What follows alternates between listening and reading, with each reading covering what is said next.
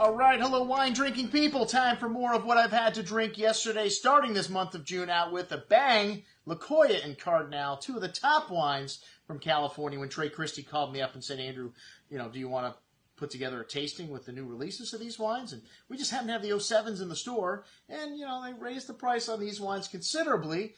I'd have to say when Jess, got a few 100-point scores before he passed away, he felt, look, I've been working my ass off my whole life to make the greatest wines in the state of California, greatest wines in the world, period, and I'm going to charge accordingly for them.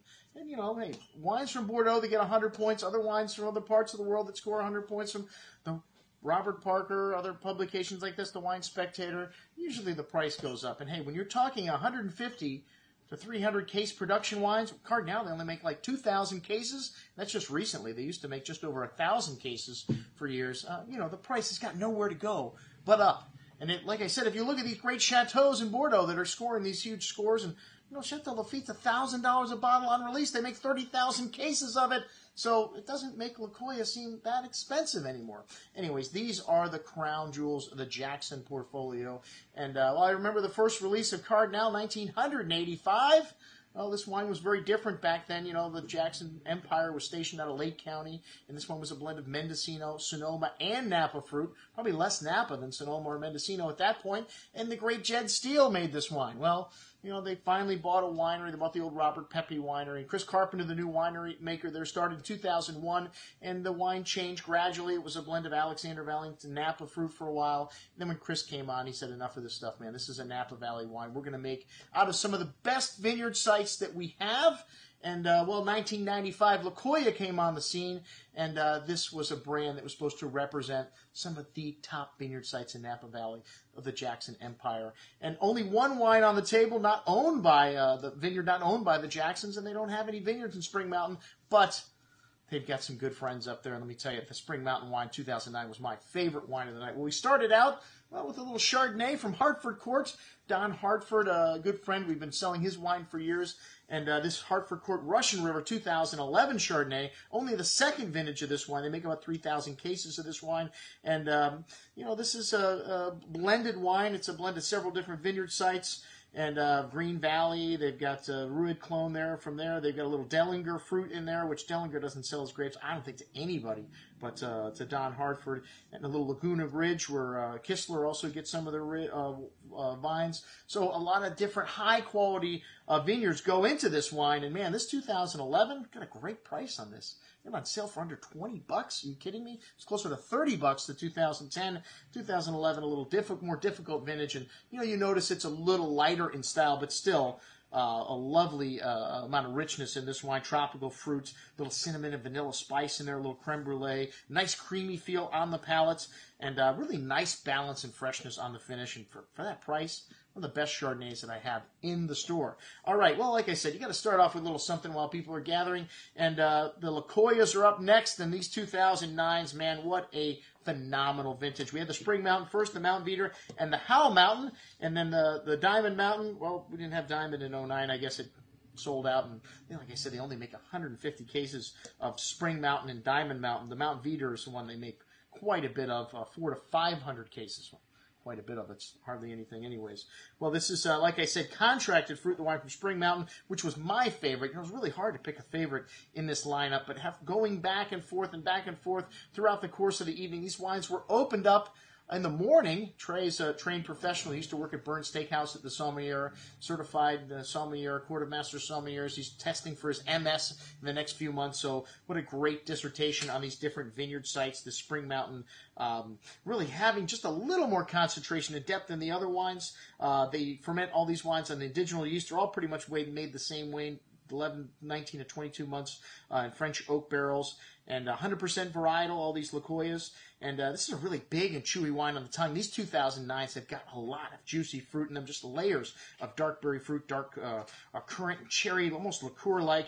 Really big and chewy on the tongue with layers of fruit and that spice, vanilla, dark mocha, and a firm hand of acidity. These wines are big, but still lovely balance in these wines. These wines are going to last a long time. Killer juice, the Spring Mountain 2009. The Mount Veeder, this is all estate fruit, as all the the other wines are. And this is also a big and forward wine on the nose. Black currants, cassis, fresh plowed earth up above the fog line. So they, it's a really warm climate. They escape that breeze coming in from the ocean here in the vineyard Mount Veeder. So a warmer site means more fruit. And this wine really big and chewy on the palate. Lots of that black earth, peppery spice coming in here to that black currant and dark cherry fruits, and some dry tannins coming in at the end. But a solid core of fruit here. These are just young wines. Young Cabernets are going to have a lot of tannins. Some nice dark chocolate and sweet tobacco spice in the finish, man. Just a shade less for me from the Spring Mountain, but the Mount Veeder, most excellent juice also. These are among the top wines made in Napa. Like I said,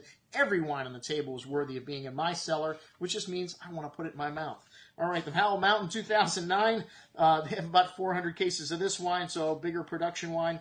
Big hand of that dark chocolate and more herbaceousness in this wine. Howell Mountain, this vineyard up there, a little cooler, so you get a little more red berry fruits, a little more elegance, kind of the Bordeaux, more Bordeaux style, Bordeaux and Napa, and really nice complexity in this wine, though, showing some nice gravelly, minerally notes. Really long and refined and elegant finish in this wine. All that nuance from the nose coming through on the finish. Like I said, just really long and lovely freshness in this wine. Maybe a little lighter in style than the other wines, but still not lighter in nuance. Most excellent juice. On to the 2007s. Where are the 2008s? Hey, 2008 was not a great vintage. You're not going to put 2007s, 2008s, and 2009s on the table for me. I think that was a good choice to show 07. That's what we have in the store. Anyways, to sell this Diamond Mountains. Spent 19 months in barrel, so not quite as long. 2007 just, to me, didn't have the same weight. Well, they're a little older, a little more refined, a little more freshness than 2009, maybe a little more balanced style. Good amount of sweet black cherry liqueur here, some tobacco spice, really rich on the tongue. But again, like I said, a little more refined, a little more elegant in style. Still big Napa Valley cabs, though. These wines still very young. A lot of primary fruit and some tannins here, but lovely balance in these 2007s. These wines just tended to be a little more drinkable, I think, than the 09s, and probably due to their 2 extra years in the bottle, but most excellent. The Howell Mountain just edged out the Diamond for me, but like I said, all these wines so good. Really hard to pick a favorite. A lot of jammy fruit in the nose here on this Howell Mountain. Cassis, liqueur-like fruit and concentration, almost some espresso, dark chocolate spice. A little graphite, the minerality from Howell Mountain showing through here on the finish. Cool, still quite firm on the palate, but again, just a little lighter, a little on their feet than the 2009s,